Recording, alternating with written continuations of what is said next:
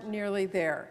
And I am hopeful that we can all come together and get an agreement to pass this bipartisan, bicameral, full-year funding bills as soon as possible. We all know the deadline. We are here in the Senate, ready to move quickly in order to avoid a senseless shutdown. And as I have said for months, we actually can fund the government when everyone sits down at the table and works in a reasonable bipartisan way, and that is what we have done. Getting here has not been easy. We had to work through some really tough top lines. We had to fight hard to keep out dozens and dozens of extreme poison pills. We had to work long days and nights and through weekends to hammer out the tricky details of this bill and make sure members had the chance to weigh in with their priorities. Our work is not done yet. We have 6 more bills. We are working on all of them right now, but this first package is evidence that we can get things done when everyone is focused on what can actually help folks back at home and what can actually pass in a divided government. This isn't the package I would have written on my own, but I am proud that we have protected absolutely vital funding that the American people rely on in their daily lives. This package fully funds WIC so moms and babies will not be denied nutrition assistance. It sustains our investments to help people keep a roof over their head. It protects core programs to make sure we can continue to deliver on historic climate action while safeguarding our environment. It invests in keeping Americans safe and in keeping America moving forward as we rebuild our country's infrastructure. It strengthens our investments in cutting-edge scientific research from advanced manufacturing to AI to clean energy. And critically, it delivers record investments in supporting our veterans.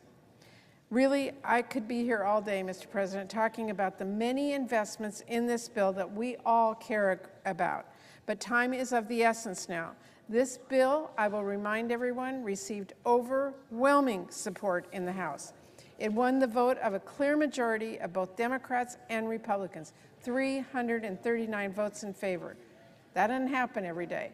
And I have to say it wouldn't have happened at all without a heck of a lot of people who've been working a long, long time on these bills. So I want to thank everyone who put in the long days and nights for weeks on end to get us here, including my staff on Appropriations Committee, Vice Chair Collins and her staff, our subcommittee chairs, Senators Heinrich, Shaheen, Merkley, and Schatz, and our vice chairs, Senators Hoeven, Moran, Kennedy, Murkowski, Bozeman, and Hyde-Smith, and both of our leaders, Senators Schumer and McConnell. There are many people who worked hard to get us to where we are today. Mr. President, these are strong bills. They provide crucial support to all of our communities. And, by the way, they are long overdue. I urge all of my colleagues to vote yes so we can finish these bills. Mr. President. The senator from Maine is recognized. Thank you, Mr. President. Mr. President, I had intended in my remarks to go through each of these bills and point out how critical they are to our communities across America. The chair has done that to some extent, and she has also thanked our great team of appropriators for their very hard work.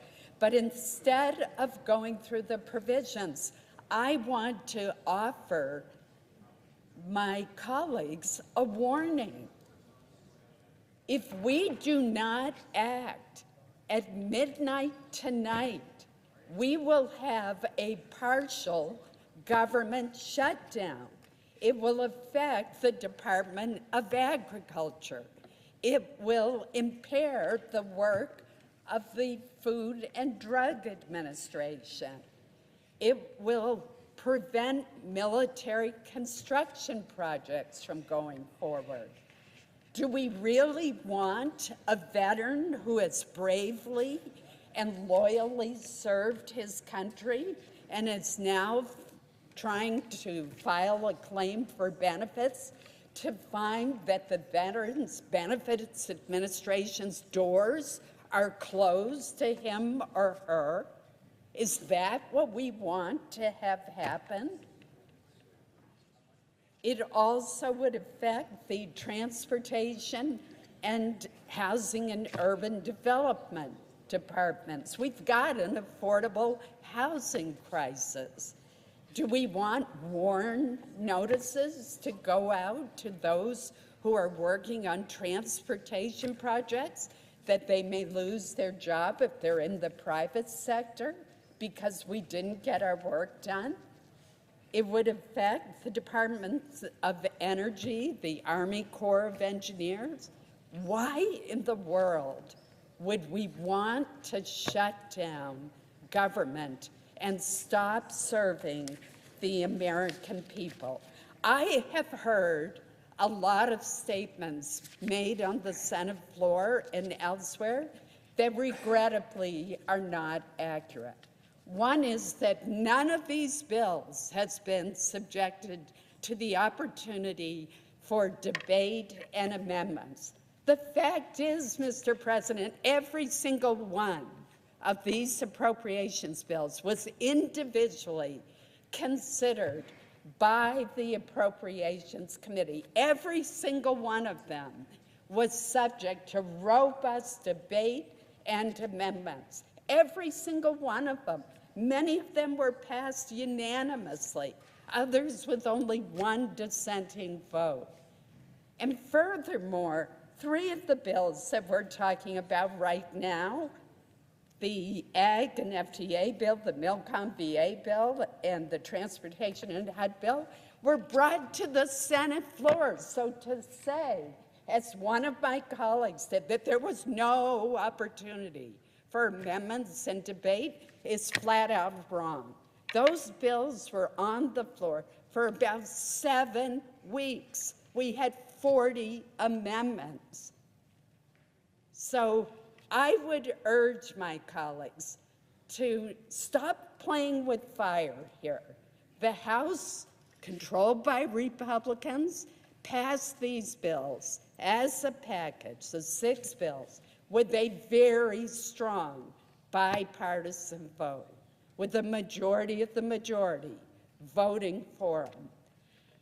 It would be irresponsible for us not to clear these bills and do the fundamental job that we have of funding government.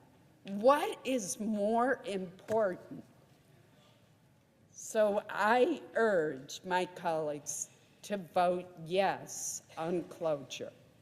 And I hope next year that we can bring all of the bills to the Senate floor for the kind of robust debate and amendments that we had on the 3 of the 6 bills before us, but keep in mind that each and every bill had in committee after we had 50 public hearings and briefings. Thank you, Mr. President.